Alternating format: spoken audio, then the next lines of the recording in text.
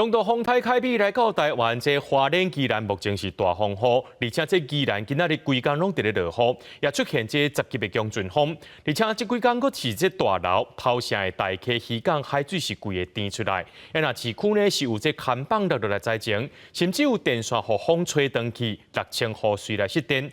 这国交局也宣布讲，为着赛车安全，国道5号这宜兰头城到苏澳，即马是双向暂停开放的。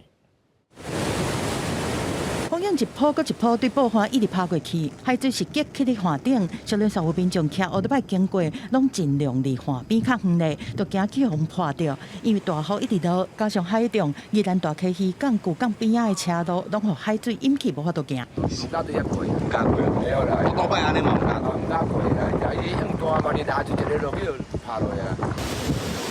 凯比风台一步一步愈来愈近，依然是风头雨大，中国出现10级的强阵风。南有餐厅的看板，互风扣甲翻倒伫咧路面，毛卖场的大看板风吹甲倒去，缀伫咧停车场的铁皮围篱，佮有大楼的态度散甲规涂骹，警方较紧甲路封起来，好甲再无人着伤。一届尔啦，好。一届10月落厝边才开始。